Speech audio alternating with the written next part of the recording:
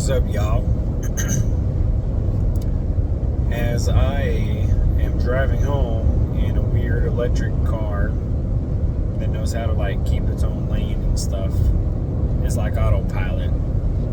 I want to do a follow-up on the All-Star game, the All-Star week, all the events and everything, and give my opinion of how awesome it was. It was just great. I'll tell you what I did, and then just tell you what I think about it. I bought strip tickets, which means you get a ticket to every event that the All-Star game, the All-Star week hosts, which includes the HBCU, that's the historically black colleges and universities game. So it's a college baseball game. You also get the celebrity softball game and the home run derby, and of course the All-Star game itself, with access each day to the MLB Village, which is a bunch of cool activities. Lots of players and legends do appearances and autograph sessions in those places. One thing I did not like about that, though, was you have to reserve to get a spot in line, and without the reservation, you are not getting in line. And each day at 9 a.m. on the dot, the reservations open up, and the system gets bogged down. So when everybody requests those reservations immediately, it's a hit or miss. And I don't think I hit any of them. Because by the time maybe 30 seconds to a minute goes by, the page refreshes, and then all the reservations are gone. It says, sorry, we're full or sold out or whatever the case may be. And I was kind of irritated with it. But I had friends that got tickets or reservations, and you can request up to 4 people. So one buddy of mine was able to get in, and we were able to get in with him, or another friend of ours, or another friend of theirs, or whatever. So we were able to still get it, even though I wasn't able to get it. That was a frustrating part. I complained a lot to some of the people because there was reservations I did not have, and the people in those areas just said to complain to MLB. I said, by the time I get over to MLB, if they were even to do some kind of resolution, the person autographing or making the appearance so you can get a picture with, they're already going to be gone. So it's pointless to even try. And where would I even go anyway? Call a number, leave a message, because I can guarantee you that it was going to be it wasn't going to be worth it. It was going to be no good to even try to do any of that. So I just blew it off. And anyway, I still ended up getting in line with someone else, some friends of mine. But the other event that is not included in the strip that I did get tickets for separately was the Futures game. And the Futures game is pretty much all of the guys that are going into the minor leagues or already currently minor leaguers. I'm not exactly sure, but it was fun to watch those kids. Lots of talent out there. Anyway, I got a crap ton of pictures with lots of people, and I'm talking about regular people. I'm talking like celebrities and primarily athletes. I did get quite a few autographs. I think I got about 15 autographs, and I met over 60 people, celebrities, athletes. About 50 of them were athletes. The other 10 plus, I think it might have been maybe an extra 14, might have been celebrities or someone that just wasn't completely a real celebrity, like some of the bands, the mascots for the baseball teams and stuff. It was really, really cool, but hands down, one of the best events I've ever been to in my entire life, and I don't think I could have had all that fun in one day. It took a full 4 or 5 days to have all the fun that I did. I got to meet Cal Ripken Jr. That is my all-time favorite baseball player. And that was so cool to meet him finally. I don't think I was ever going to meet him in my lifetime, and I did. And that moment was awesome. Just to be able to meet my childhood favorite baseball player. That was amazing. I wish he was doing autographs. He wasn't, but I don't care. I shook his hand. I got to take a picture with him, and that was really, really cool. I met a lot of other big names too. Ken Griffey Jr., Adrian Beltre, Michael Young, Pudge Rodriguez. There was a lot. I did see Nolan Ryan at the All-Star game. He came out to stand there during the first pitch, but I couldn't find out where he was. He did not have any scheduled appearances, but it would have been cool to meet Nolan Ryan.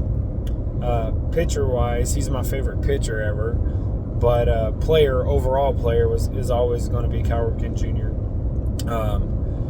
But anyway, met lots of folks, but I think the most fun that I had was during the home run derby. I went down for batting practice into left field, and I know I live in Houston now. I was born and raised in Dallas, so I grew up a Rangers fan. But I would tell you, of all the teams, I used to live in Phoenix, Arizona. Baxter. Orbit's a good one. Orbit is fun with the Astros. Captain's good with the Rangers. But I'm telling you, I think he's considered the fans' friendliest mascot, and that's Baxter with Arizona Diamondbacks. I actually know his handler. I've met him many years ago. So every time I saw Baxter, man, he was just like pointing at me or whatever, and he was so cool. He could pick me out of the ground. Anyway, during batting practice, he went onto the field. He got a ball, and he threw it to me to catch. Because, I mean, he literally picked me out of the crowd, points at me, goes to throw me the ball, and my dang buddy next to me reached over with his big, massive blue Geico baseball glove, and he stole the ball from me. So I didn't get it, but I appreciate Baxter attempting to toss me a ball. Anyway, after that, there was one that hit the warning track and bounced up for a ground roll double. It bounced right to me, so I did get a practice ball. And then later on, Freddie Freeman came out with his little boy, and his little boy was just yeeting them into the stands. Every time he got a ball, he'd turn around and throw them into the fans. I mean, what are they going to tell a 5 or 6 year old? Not to do that, but yeah. Anyway, Freddie Freeman's son threw one up to me, and I caught it. So I ended up getting 2 balls from batting practice. Then after BP was over, of course, if you don't have tickets in that section, they're going to kick you out. And that's exactly what they did. So I went to the restroom, and I came back and scouted the area. I found some open seats, and I snuck my way right back down there. But one section over and a couple rows back. And I ended up sitting near a whole bunch of high schoolers. And what was crazy was the high schoolers that were sitting near me were from the Houston area. And there had to have been probably 4, 5, 6 open seats near me. And no one ever came down. So I never had to move during the home run derby. And it was so freaking awesome. I bought this glove. I got it about a month ago. And it was the most expensive glove I've ever bought in my entire life. It's called the Bible glove. It's a very rare glove. Only 100 were made, and it's made by Absolutely Ridiculous, which those are the guys that makes the ice cream cone gloves, if you've seen those. Anyway, so I had just took it to a store. I got it steamed, got it somewhat moldable. You know, it's still really, really stiff. It is not broken in whatsoever, and I have never played catch with it. I took this to the home run derby. It's the first time I've used it. During the home run derby, Bobby Witt Jr. gets up and he smacks one right to me, and I got it on video. I caught the very first ball with my new glove. It was a Bobby Witt home run ball, and I got it on video, and it was the coolest thing. I was so excited. I think it was meant to be. I was at the right spot at the right time, sneakily. And I caught my first ball during a home run derby at an all-star game in my home state. Like, how awesome is that? And that's why my voice is gone. I was yelling so loud. I was so excited. But I think it was meant to be.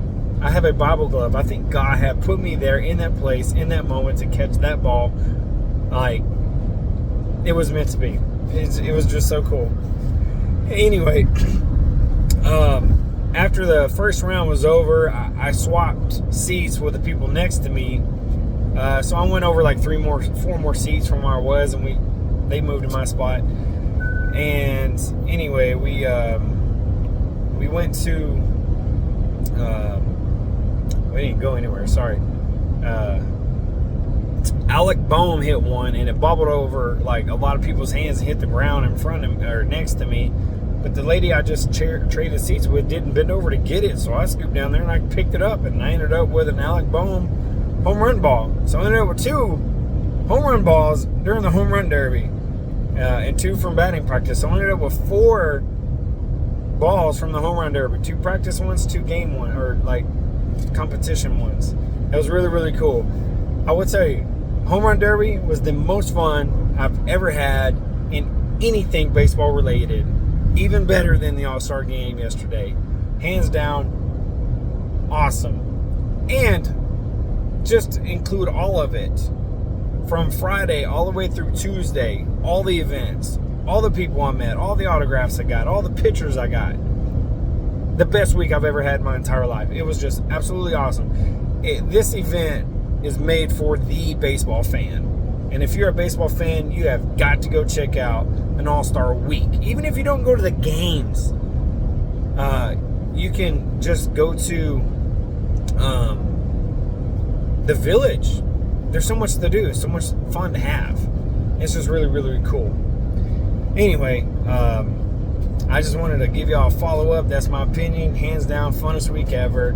I had a blast. Met a lot of people. Got some autographs. Home run derby was awesome. If you don't go to the game, go to the home run derby. Sit in left field. Or find out who's in the home run derby and sit on that side. Right field if there's a bunch of lefties. Left field if there's a bunch of righties. And get you a chance to get you a home run ball. Or just sneak in there like I did and get you one. But it was so fun. Anyway, thanks for checking this video out. I appreciate it. But that's my opinion on how awesome the funnest week of my life has ever been. Alright, take care, y'all. Have a good one. Peace.